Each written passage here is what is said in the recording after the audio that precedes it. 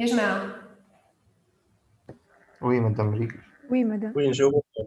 Et donc, je suis obligée de faire un peu plus vite.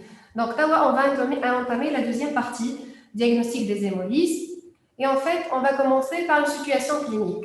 Donc, il s'agit d'une dame âgée de 53 ans, sans antécédents pathologiques particuliers, qui vous consulte pour fatigue depuis 2 semaines, dyspnée au moindre effort, pas de syndrome hémorragique. À l'examen, on trouve une pâleur, un ictère et une splénomégalie à 2 cm. Et donc, vous allez demander une numération formule sanguine ou GCOM, donc des globules blancs à 9450, normal, un taux de plaquettes à 250 000, normal, avec une anémie à 5 grammes 2, légèrement microcytaire, à 101, à un point isazi, légèrement microcytaire. On s'arrête là, voilà, on ajoute des explorations.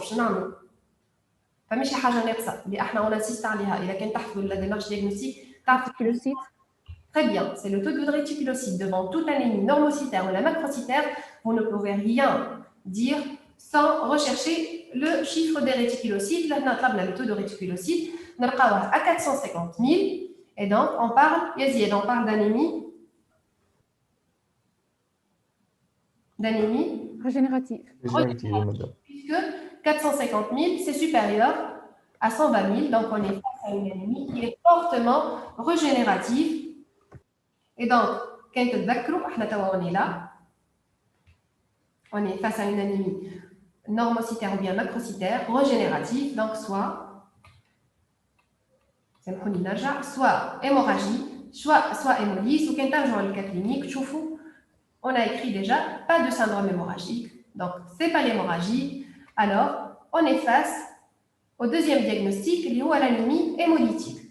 Donc, l'anémie macrocytaire régénérative, qui m'a parlé de diagnostic, soit hémorragie aiguë. تذكروا je قلت لكم في l'anémie ferriprive, voilà. Chronique, oui. L'hémorragie chronique, ce qu'on appelle microcytaire. L'hémorragie aiguë, elle est obligatoire pour parler d'anémie régénérative macro ou la normocytaire. Donc là, il n'y a pas de syndrome hémorragique chez notre patient. Donc, on est face à une anémie hémolytique. On va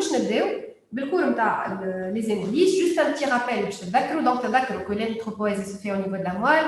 Elle aboutit à des réticulocytes qui sortent dans le sang au bout de 48 heures, qui vont donner des globules rouges. Ces globules rouges vont circuler 120 jours. Ils vont subir une hémolyse physiologique. C'est physiologique. Au bout de 120 jours, on va avoir une hémolyse physiologique qui est essentiellement en intratisculaire, dans 80%. Intratisculaire, les macrophages de la rate, des foie et de la moelle osseuse. Dans 10 à 20%, elle se fait au niveau des vaisseaux, c'est la liste de ces globules rouges. Et jusque-là, c'est un phénomène physiologique. Et à l'état d'équilibre, l'hémolyse physiologique, elle détruit chaque jour les globules rouges les plus âgés, et la moelle osseuse, elle va compenser par un nombre égal de globules rouges. C'est une situation d'équilibre et c'est un phénomène, c'est la physiologie, c'est un phénomène physiologique. Phénomène physiopathologique, l'hémolyse, l'hémolyse pathologique ou bien l'hyperhémolyse, en fait, on est ici, la moelle les globules rouges, elle essaie de régénérer, de travailler. Les réticulocytes, les globules rouges, et malheureusement, c'est une destruction précoce et importante des globules rouges. C'est l'hyperhémolyse ou bien l'hémolyse pathologique. Donc, la moelle, elle essaie toujours de travailler. Le moelle, la blesse il n'y a pas de problème médulaire, il n'y a pas de problème central. Le moshkla, c'est ici. Le curseur livre, voilà, c'est ici. C'est au niveau périphérique. Lorsque ahna faisant périphérique, les globules rouges ils rejouent précocement, ils vont être détruits. C'est ce qu'on appelle hyperhémolyse ou la hémolyse pathologique. Et en fait, l'hyperhémolyse ou la hémolyse pathologique, elle va regrouper un ensemble de signes cliniques et biologiques qui caractérisent le raccourcissement de la durée de vie des globules rouges. Elle caractérise la destruction précoce des globules rouges. Cette hyperhémolyse, elle est caractérisée par deux choses. Le siège. Est-ce que c'est une hémolyse intratusculaire les tissus et je parle de l'hémolyse pathologique, ou elle au niveau des vaisseaux, en intravasculaire. Une autre chose, c'est le mécanisme. Est-ce que c'est, donc les globules rouges, elles sont détruites par un phénomène corpusculaire, donc intrinsèque, le globule rouge il a un problème, donc ça fait la destruction, ou elle extrinsèque, extracorpusculaire. Je vais essayer de faire un petit rappel. حاولوا بربي مش attention. إذا كان تفهموا الفيزيوباث فهمتوا الكور. Et donc, on va commencer par l'hémolyse intratissulaire. قلت لكم intratissulaire معناها au niveau des macrophages. Donc, تبدا pathologique au niveau des macrophages, essentiellement de la rate ou شوية du foie. Donc, le phénomène اللي نشوفوا فيه هذا الكل, c'est au niveau de la rate. Ben, au niveau des macrophages, c'est intratissulaire. En fait, l'hémoglobine, elle va libérer. L'hémoglobine, elle est formée de deux chaînes de globine identiques 2 à 2, ou puis toutes les chaînes de globine, femme M ou femme un atome de fer. Et donc, l'hémoglobine, elle va libérer les globines qui va rejoindre le pôle des acides aminés. L'M qui est centré par son atome de fer va libérer le fer. Ce fer va restituer un peu les réserves et va aller à la circulation où il va se complexer avec la transférine et on aura un premier marqueur biologique, c'est une augmentation du fer sérique. Une autre chose, l'M, sous l'action de l'M oxygénase, il va donner la biliverdine qui va subir une réduction, donner la bilirubine non conjuguée, ou elle ce qu'on appelle bilirubine libre. Donc, le deuxième marqueur, et retenez, c'est le marqueur biologique de l'hémolyse intratissulaire, on va avoir une hyperbilirubinémie libre augmentée.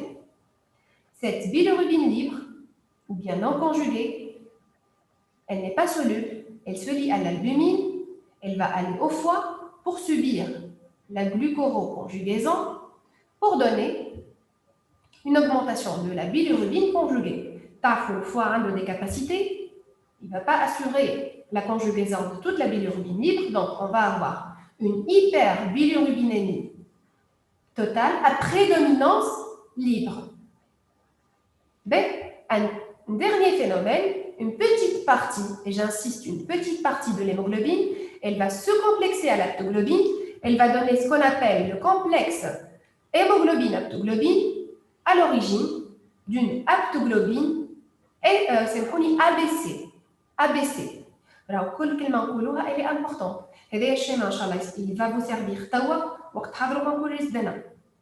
L'hémolyse, elle fait partie du concours de ريزدانا وهذوما les mots اللي يلعبوا عليهم في الكسيال. Et donc, توا نزيدوا بعد نفهموا, on parle d'une aptoglobine ABC.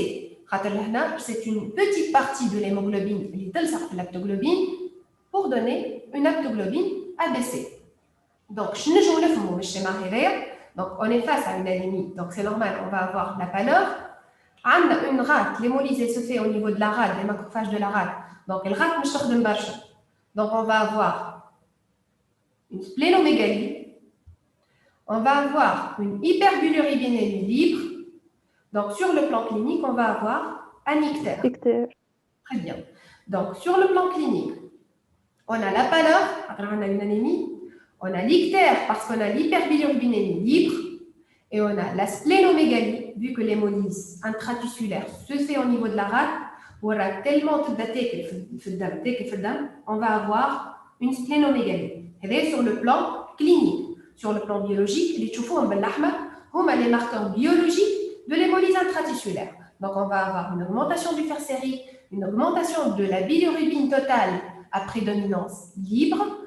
البروبين افندري ABC يا زياد كلمة QCM ABC كلمة effondré صفر تو تفهموا علاش effondré c'est une petite partie de l'aptoglobine اللي هي complexée للhémoglobine donc l'aptoglobine elle est ABC باهية عايشكم est-ce que c'est clair تفهموها سي وفا الكور نتاع الكور introductif ولا مي وفا الكور donc عندنا pâleur تو بعدين تقولوا لي هذا بالنسبة للهيموليز intratissulaire. بالنسبة للهيموليز intravasculaire, معناها le globule rouge, elle va être détruite في وسط le vaisseau. C'est un phénomène aigu. La globule rouge, elle va être lysée de façon aiguë au niveau du vaisseau. Donc, elle va libérer la membrane, les phospholipides membranaires qui vont donner la coagulation intravasculaire disséminée. C'est un cours à part, je te Inch'Allah. Elle va libérer les ions intracellulaires et donc on va avoir hyperkaliémie et LDH. Et elle va laisser à nu l'hémoglobine. Donc l'hémoglobine, au niveau de la circulation. L'hémoglobine, elle est insoluble, elle ne peut pas circuler facilement. Donc, ces complexes, voilà, ces dimères d'hémoglobine, ils sont obligés de se lier les lactoglobines pour circuler. Et donc, le complexe hémoglobine-aptoglobine, on va avoir une aptoglobine consommée d'une grande quantité et on va avoir une aptoglobine effondrée. شفتوا الاخرى elle est abaissée لهنا elle est effondrée خاطر l'hémoglobine موجوده directement في الvaisseau donc ما عندها وين تمشي تنجم كان تلصق على l'aptoglobine et on va avoir une consommation d'une grande partie de l'aptoglobine et on va avoir l'aptoglobine effondrée qui est le marqueur biologique de l'hémolyse intravasculaire. نكمل donc هذه هي la première partie. Les excès de dimères d'hémoglobine qui نشوفوا احنا le sang d'un patient اللي عنده une hémolyse intravasculaire حتى كي نحطوه il se décompte باش نلقاو ان سيروم العاده سيروم لونه اصفر لهنا باش نلقاو ان سيروم روج خاطر فيه l'hémoglobine on a ce qu'on appelle hémoglobinémie. الران il essaie d'assurer sa fonction de détoxifiant يحب ينظف البدن il va essayer d'éliminer ces excès de dimères. Malheureusement une partie des dimères ils vont être bloqués au niveau des tubules rénaux à l'origine d'une insuffisance rénale. Voyez que l'hémoglobine qui va être éliminée au niveau des urines va donner un aspect rouge porto des urines par la présence de l'hémoglobinurie. Est-ce que c'est clair jusque-là? Il a fait le physiopathe, vous pouvez me donner les signes cliniques ou de biologie d'une façon très facile. Madame, il y a une troisième fois, fait intervenir l'hémopexie. Ah oui, L'hémopexie. Ben, Ah. jusque-là, est-ce que c'est clair jusque-là? Est-ce que c'est clair que fait l'hémolyse intravasculaire, la liste des globules rouges se fait au niveau des vaisseaux, on va avoir CIVD, augmentation de l'altérage, l'hypercalémie, l'aptoglobine effondrée. Est-ce que c'est clair? الشيء اللي نتاع نحكي فيه فما شي حاجه ولا نعاود؟ مدام مش تعاودوا. نعاود. Donc c'est que surtout l'hémolyse intratusculaire se fait au niveau de la rate. Les globules rouges, ils vont être détruits au niveau des vaisseaux. Donc أول حاجه les phospholipides membranaires libérés, ils vont provoquer la coagulation intravasculaire disséminée et مش تقراوها تكون وحده قايم زيت نهار البراجي. Il va libérer les ions intracellulaires, donc on va avoir une hypercalémie. L'hémoglobine qui est mise à nu, quand l'hémoglobine, elle est obligée de se lier lactoglobine, elle est insoluble. Donc, avec l'hémoglobine, elle va se lier à lactoglobine, le capital d'aptoglobine, quand on essaie de doser l'aptoglobine, on a une aptoglobine effondrée et c'est l'aptoglobine qui est le paramètre biologique de l'hémolyse intravasculaire. Les excès d'hémoglobine liés à la circulation, il va donner ce qu'on appelle hémoglobinémie, voilà un aspect rouge du sérum. Le rein, il essaie de travailler, c'est pas évident, donc il essaie d'éliminer une partie des dimères. Malheureusement, ce n'est pas aussi évident. Cette hémoglobine, elle va se bloquer au niveau des reins par une insuffisance rénale. La partie qui pourra être éliminée va donner l'aspect rouge des urines, un aspect rouge d'urine, urine rouge pour tout, par la présence d'hémoglobinurie. C'est le phénomène précoce qui m'a rappelé comme cette hémolyse intravasculaire, c'est un phénomène aigu qui 48 heures. Le patient a la désarlie, si l'hypotension, si l'état de choc, si les signes un phénomène tardif, une petite partie de l'aptoglobine, les laissera l'hémoglobine, mais les macrophages de la rate, ils vont subir à l'origine d'une augmentation de la bilirubine libre et à l'origine d'un petit ictère retardé. Est-ce que c'est clair? Je vais voir, est-ce que c'est clair comme je dis au bout Madame, علاش l'aptoglobine effondrée في l'intravasculaire ou diminuée في l'intratisculaire? نرجع في donc في l'intratisculaire كما قلت لكم راهو le phénomène il se fait au niveau de la rate une toute petite partie de l'hémoglobine, qui m'encoule 10% de l'hémoglobine, mais je suis pas l'aptoglobine. Donc, c'est un petit phénomène. Qui a fait ça? باش يمشي يخرج من les vaisseaux ومش يطلق على l'aptoglobine. C'est une toute petite partie de l'hémoglobine. حكايه فارغه 10%. Tandis que là, l'hémoglobine موجوده وحدها في السيركيلاسيون ما تتحركش. Elle est obligée de se lier. Elle est obligée de se lier l'aptoglobine pour circuler. Donc تقعد تلصق حتى tout le capital d'aptoglobine اللي موجود في les vaisseaux, il va être consommé. فهمت يا محمد؟ فهمتك واضح ميرسي. مادام الهيموغلوبين في الانترا تيسولير كيفاه خرجت معناها دار ديستركسيون زادا؟ Mais بالديستركسيون انا نعطيكم دي شوز سكيماتيك شويه باش نجم نفهموا خاطر الفينومين اللي بلو كومبلكس. اذا كان ديجا نفهموا لي شيء هذايا تو نزيد نشوفوا عمل له شيء اللي تحته. تو نزيد نشوفوا ولا بالكلينيك سي ديجا انا جو سوي تري كونتونت كو سوا التو سوا لي ريزدانا ان شاء الله يا ربي. دونك كيما قلنا في الهيموليز باثولوجيك ولا الهيموليز فما دو شوز فما سياج كيما قلنا انتراتيسولير وانترا فاسكولير وفما لو ميكانيزم اللي نجم يكون كوربيسكولير والا اكسترا كوربيسكولير. كوربيسكولير معناها انترانسيك، اكسترا كوربيسكولير معناها اكسترانسيك. كوربيسكولير معناها من وسط الجلوبول روج.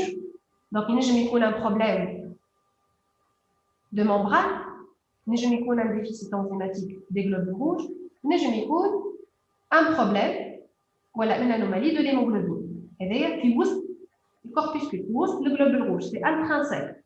ينجم يكون اكسترانسيك دونك نجم يكون immunologique, toxinique, micro-angiopathique. ومش نطمنكم من 10 باش نطمنكم ولا on va voir كل شيء كل ان شاء الله شويه بارتي في السيونس دي وشويه في السيونس الجايه. Donc on va avancer. كيما قلنا donc on va avoir deux tableaux cliniques qui sont différents selon le lieu de destruction des globules rouges. شكون احنا un tableau clinique d'hémolyse شو اسمها؟ intravasculaire, انتراتيسولير انترافاسكولير. retenez que l'intratisculaire حتى في الباثولوجي كلها فريكونت واحنا تو ديجا باش نبداو بيها. دونك ليموليز انتراتيسولير محمد شريف محمد اش قالوا qu'est-ce que tu vas trouver sur le plan clinique et sur le plan biologique. هذا نبداو بالكلينيك. في ليموليز انتراتيسولير قلنا ليموليز انتراتيسولير يا محمد مش نلقاو إكتير. علاش؟ خاطر عندنا بيليروبين نون كونجوغي. مش نلقاو سبلينوميغالي خاطر الرات تخدم بزيت. ومش نلقاو بالور عادي يعني. هذا كلينيك.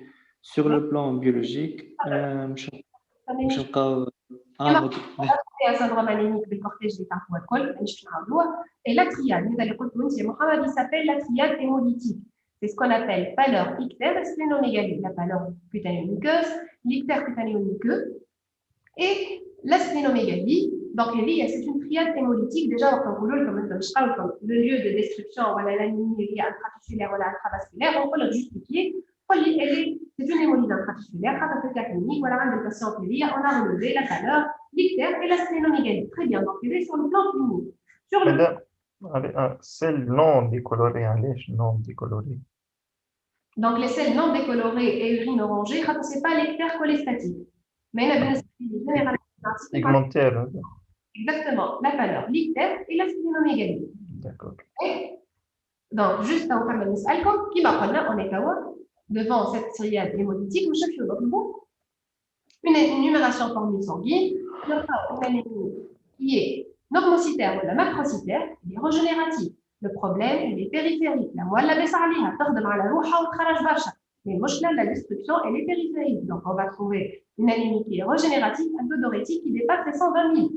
Mais les globules blancs ou les plaquettes, nous, je me connais normal ou la augmentée, puisque c'est un problème.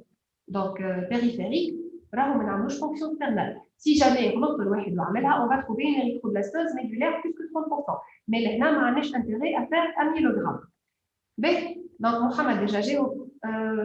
Mohamed, interprétez la numération linéaire.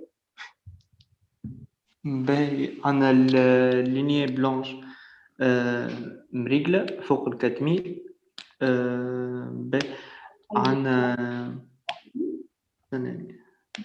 عندنا عن الهيموغلوبين طايحة 8.3 به الفي جي ام directement le mot technique. Anémie. On a une anémie, right? عن انيمي عن الفي جي ام 96.4 دونك عن نورموسيتير و سيما بالنسبة للبلاكيت عن ترومبوسيتوز Plaquette en thrombocytose. On a qui tue de l'anémie, me fait lignée de l'anémie. Donc, on a une anémie à 8 grammes 3, normocytaire BGM à 96, calmer les TCMH ou calmer obligatoirement le chiffre de rétine. Donc, TCMH à 28,5, elle est TCMH à 29. 29 normal Normochrome, partie de la normochrome normochrome Avec le 30 37 000 37 millions 70,100. Je suis à la c'est le métier. 10 puissance 6. Je te vois que 10 puissance 6, je te parle qu'il s'agit d'un taux d'eurétique à 377 000, supérieur à 120 000. C'est une anémie régénérative. Très bien. Ben, on a les marqueurs biochimiques de l'hémolyse intratisculaire. Je parle avec Yamal. Donc, sur le plan clinique, on a la valeur unitaire de la splénomégalie. Et on va voir sur le plan biologique, Amal. Qu'est-ce qu'on va trouver sur le plan biologique? Le bilirubine augmenté, libre. Voilà, prédominance libre. Ou le fer sérique augmenté. Femme à l'LDH ou hypercalémie, je pense. Hypercalémie, là. Hypercalémie, l'intravasculaire. Qui تعمل توصل للجسم معليش نزيد لك حاجه لاكتوجلوبين diminuer ou abaisser, très bien. Donc on va trouver une hyperbilirubinémie libre. Donc hyperbilirubinémie à prédominance libre pour le marqueur biologique de l'hémolyse intratisculaire, augmentation du fer sérique, augmentation de l'LDH et l'aptoglobine qui est abaissée. Très bien. Donc بالنسبه l'hémolyse intravasculaire شكون اي منك شقاولك l'hémolyse intravasculaire sur le plan clinique et sur le plan biologique. Ou sur le plan clinique, mais je vois برشا. Sur le plan biologique, l'aptoglobine effondrée, augmentée. Anti biologique, clinique, c'est pas grave. Hein? Sur le plan biologique, mais pas sur le biologique. C'est un phénomène aigu. معناها مش كيما الهيموليز انتراتيشولير سي فينومين معناها المريض يكون لاباس عليه يقول لك قبل بالنهارين لاباس عليه يجيك بريسك اون ايتا شوك باسكو سي بروتال لا توليرونس ما عندوش وقت باش يتدارك للانيميا تلقاه اون ايتا شوك anurique, il présente des douleurs lombaires, des douleurs abdominales aiguës atypiques.